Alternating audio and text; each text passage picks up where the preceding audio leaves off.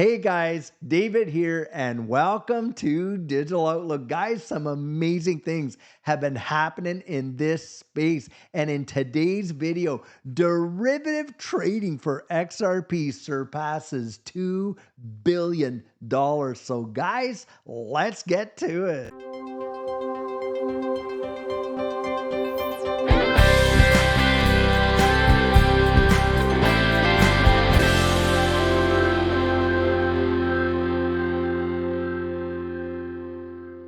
So guys, during that last bull run, one of the biggest hurdles that people had to deal with was the exchanges going down. The volume would pick up and the servers would collapse. Now, do you think that the market stopped trading during that time? No, it didn't, even if it took hours to get those exchanges back up. And guys, it was during that time that Judy and I decided that we wanted to be with a crypto broker. And we decided on Caleb and Brown. And guys, this is Caleb and Brown right here. Now, the thing about Caleb and Brown is this: they are like a traditional broker, except for the fact that it costs you absolutely nothing to open up an account with Caleb and Brown.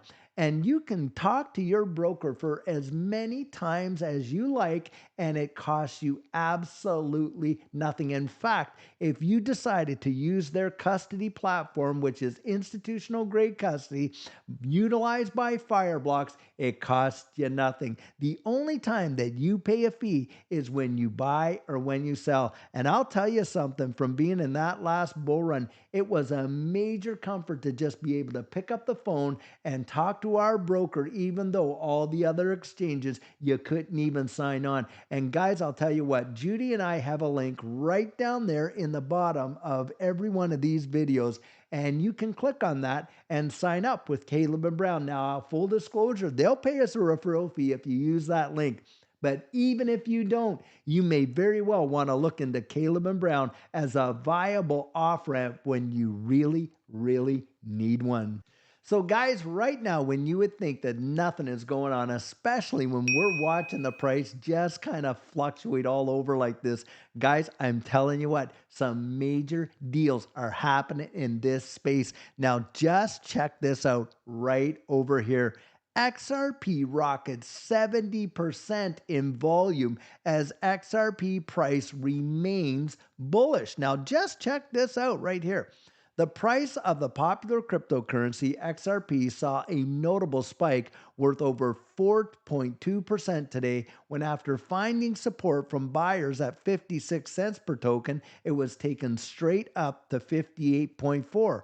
Unfortunately, this was not enough of a spike at that point, and XRP subsequently lost 1.59% in just 1 hour. However, these small price fluctuations that should only concern scalp traders. For everyone else, the only fact about the XRP price that should matter is that it remains above a crucial support level that was successfully defended and retested several times today. This is a major deal, guys, because when we've popped up and we go down to that support, and if that prior resistance becomes support, usually that move means that we're going to be making a move to the upside. Now, just listen to this part right here.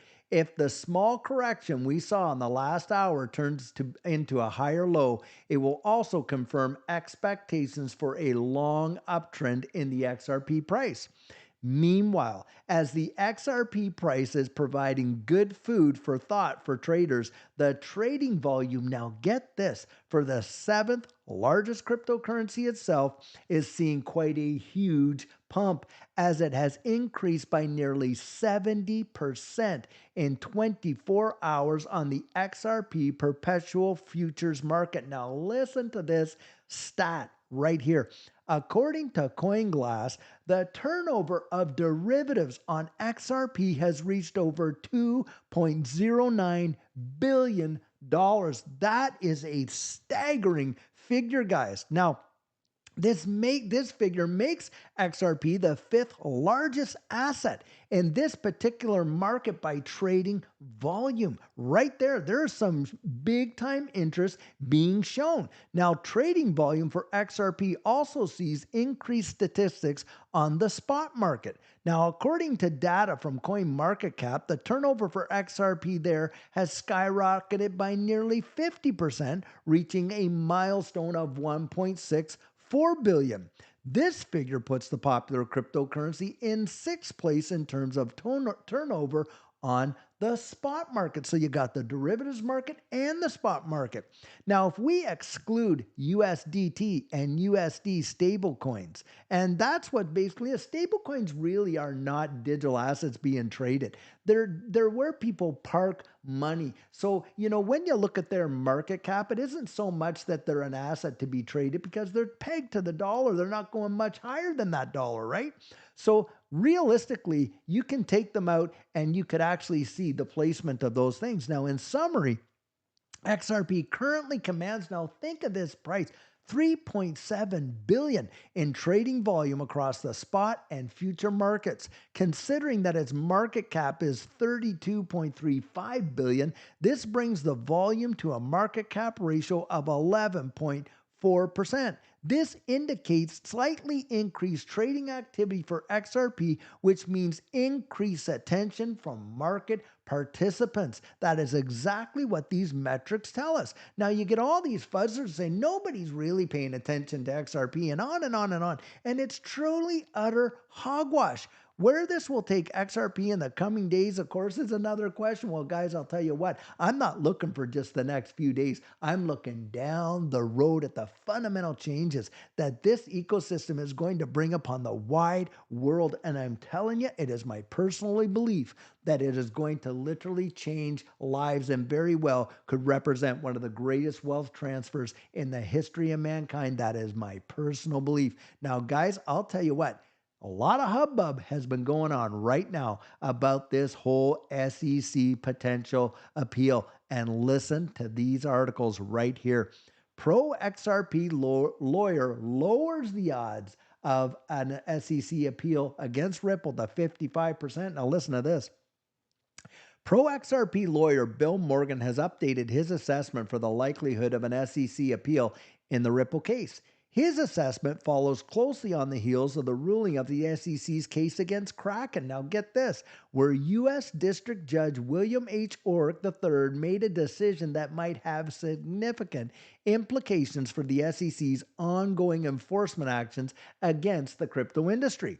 In that case, Judge Orrick sided with the SEC, reinforcing the application of the Howey test, the cornerstone of U.S. securities law that determines whether an asset qualifies as an investment contract to digital assets. Now, Morgan highlighted that Judge Orrick, in his ruling, explicitly supported the approach taken by Judge Annalisa Torres in the Ripple case and Judge Amy Berman Jackson in the SEC's case against Binance. Morgan noted, I am increasingly less confident that the SEC will appeal the Ripple summary judgment decision if merely legal considerations are influencing the decisions whether to appeal. Now, there might be some ulterior motives, zero doubt. We've seen that before with the Ethereum free pass and on and on. But if it's strictly according to the law and how this case was adjudicated, then the odds of the SEC doing it, guys, are minimal. Why? Because Judge Annalisa Torres applied the Howey test when she adjudicated that case. And in fact, when you think about that, look, the oranges, like I say, in the Howey test were not securities. It was the investment contracts for the orange groves. If XRP standing alone in and of itself has no investment contract, then guys, there is no security right there. Now, he's saying here, I pointed out in a post yesterday that Judge Orrick in the Kraken case preferred the approach of Judge Jackson in the Binance case and Judge Torres in the Ripple case that distinguishes between primary and secondary market transactions. The commentary underscores a potential shift in the judicial understanding of crypto transactions, particularly how they are interpreted under the Howey test criteria for investment contracts. The third prong of the Howey test Whether an investment is made with an expectation of profits predominantly from the efforts of others is crucial in these considerations. He noted that the favorable comments about aspects of Judge Torres' reasoning in the Ripple summary judgment decision by Judge Orrick and Jackson should assuage doubts about the correctness of her decision raised by some critics such as Charles Gasparino. Now, Charles Gasparino, I think this guy is really talking out of his hat. He is not a lawyer, and in fact, he reneged on a bet that he made, a wager he made, with John Deaton. And the fact of the matter is, this guy has come out and he's just calling it stupid, this, that, whatever. But when you look at the law and how the law is applied, she actually nailed it in terms of the definition of the law. Now, Morgan also highlights Judge Orrick's commentary. Judge Orrick points out that Judge Torres' decision was carefully constrained to the facts of the case and predicated on findings from a fully developed record, and was consistent in approach with the Ninth Circuit's holding in the Hawking case. This suggests that a judicial examination tailored to the specifics of the Ripple case, potentially eliminating the broader applicability of the decision to the broader crypto industry and thereby influencing the FCC's potential decision to not appeal. Guys, it is absolutely that way. And I will finish with this bit here. The pro XRP lawyer concluded, what is important to me is that if there is no obvious legal error and the SEC can easily distinguish the Ripple case because of it is narrowly confined to its own facts, why appeal it at all? Unless, of course, there are non-legal considerations influencing the decision to appeal, which, guys, I believe if that happens, then there needs to be some real looking over the SEC, because they aren't to be out there picking winners and losers. They're there to support and uphold the law, not to go out there regulation by enforcement and picking winners and losers. And that is where they are getting raked over the proverbial coals. And I believe that they do take this to appeals court, they're going to lose hands down. And I think it'll be such a loss that they could literally lose jurisdiction over the entirety of this digital asset space. Now, here's another article on it right here. And here it's talking about the time the SEC has to file an appeal against Ripple. Now, listen to this right here. The SEC, it has only 39 days left to contend the court ruling on its legal battle with Ripple as the appeals deadline approaches. Now, while Ripple and the XRP community continue to bask in their partial well-fought victory against the U.S. Securities and Exchange Commission, an important date remains finally to end the years-long battle. Well, if you consider Ripple getting a $125 million fine when the SEC was asking for over $2 billion fine, as far as I'm concerned, it's a victory all around. That is not a partial victory at all. Now, it is uncertain if the top regulator will appeal the August 7th partial victory or not, but it can contend the ruling on or before October 6th. The Ripple legal team also has until then to appeal some parts of the rulings the SEC won. It is worth noting that the final court decision on the SEC versus Ripple case was a partial victory, they're saying, for both parties.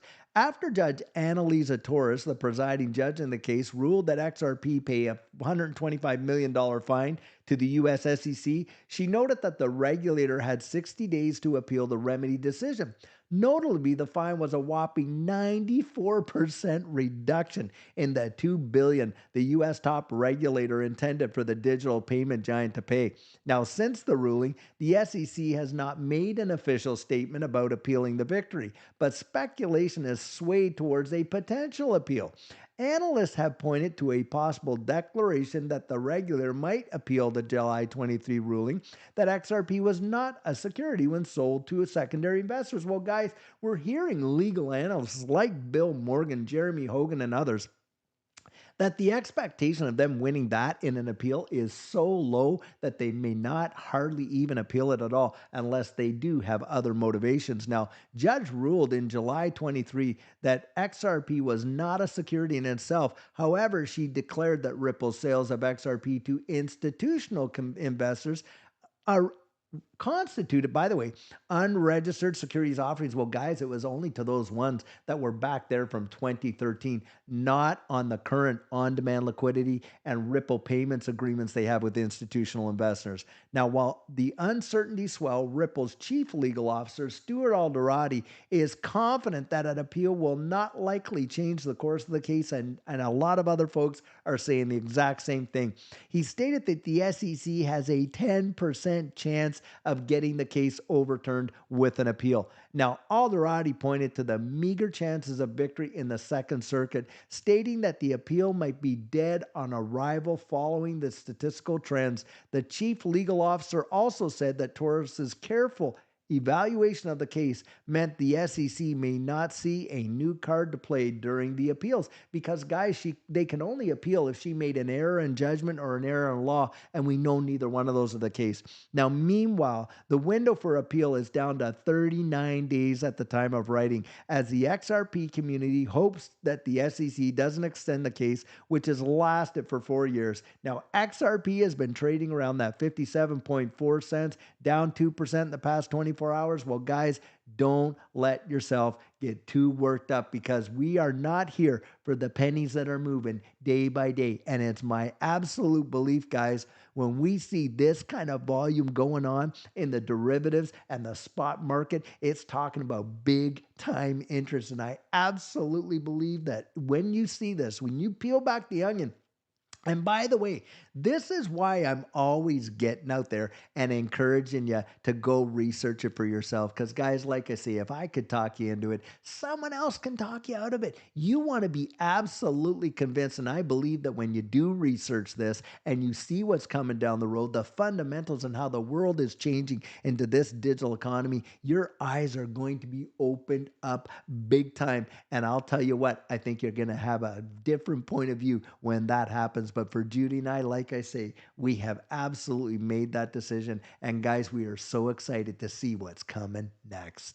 So, guys, one thing that Judy and I did that made the world of difference for us in that last bull run is we got strategic about our plan.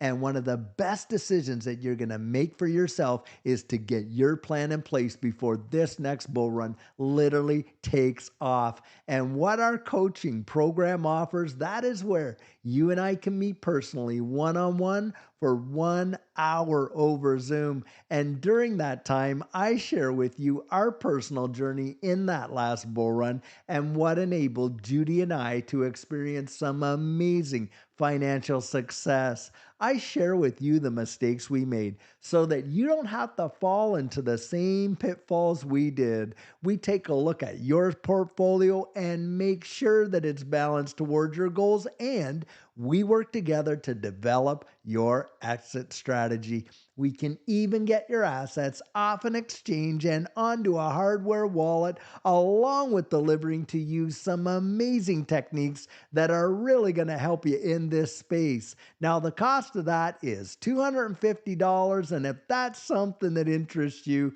you write me right there at coaching@thedigitaloutlook.com, and we'll get y'all booked in.